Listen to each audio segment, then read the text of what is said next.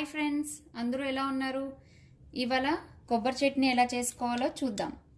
చాలా సింపుల్ అండి. అన్నీ రెడీ చేసి పెట్టుకుంటే ఇలాగా అన్నీ గ్రైండర్లో వేయడము, గ్రైండ్ చేయడం అంతే. ఇవేం కావాలో చూద్దాం.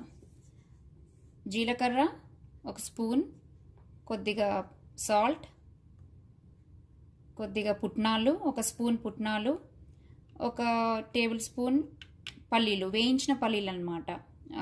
కొంచెం లైట్గా ఫ్రై చేసుకోవాలి వీటిని.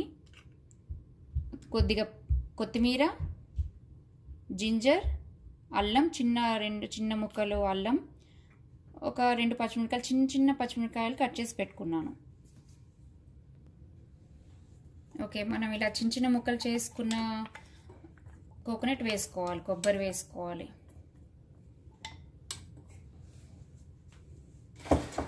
తర్వాత 1 టేబుల్ స్పూన్, 1 స్పూన్ కొన్ని పల్లీలు, వేయించిన పల్లీలు, 1/2 స్పూన్, ఇది కొంచెం టీ స్పూన్ పెద్దగా ఉందండి, 1/2 స్పూన్ జీలకర్ర, చిటికెడు సాల్ట్, ఇంకో చిటికెడు,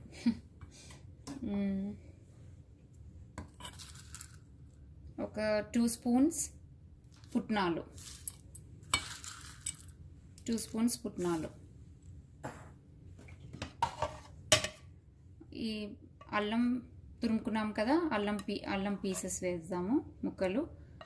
ఇవి పచ్చిమిర్చి, కొద్దిగా కొత్తిమీర.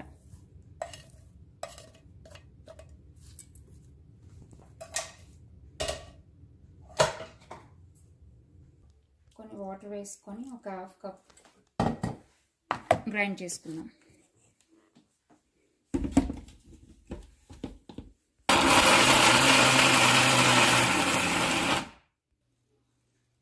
సో ఇప్పుడు మళ్ళీ ఇంకొన్ని వాటర్ వేసుకొని గ్రైండ్ చేసుకుందాం.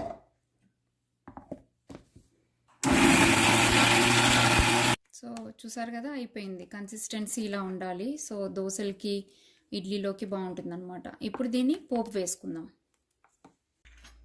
2 స్పూన్స్ ఆయిల్ వేసుకోవాలి పోపుకి. 2 స్పూన్స్ 3 స్పూన్స్ వేసుకొని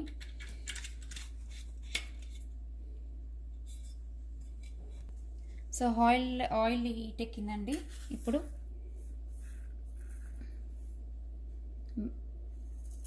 మస్టర్డ్ సీడ్స్, ఆవాలు కొన్ని, కొద్దిగా జీలకర్ర,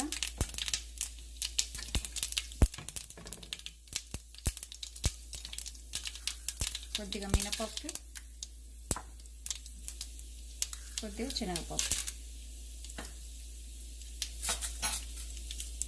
తర్వాత ఇది ఎండుమిర్చి 2 ఇవి ఉన్నాయి కదా, 2 చిన్నవి ఉన్నాయి. చిన్నవి తీసుకొని ఊరికే ఇలా వేయండి. ఇది గార్లిక్, వెల్లుల్లి.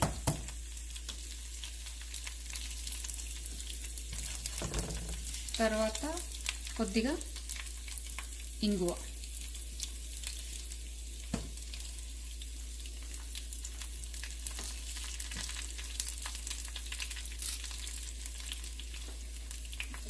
తర్వాత కొద్దిగా కరివేపాకు.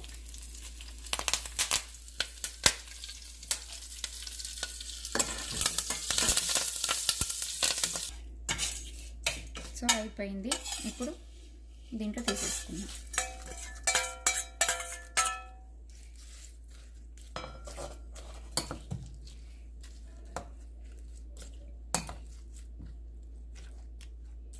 చూసారా, సింపుల్గా కొబ్బరి చట్నీ రెడీ.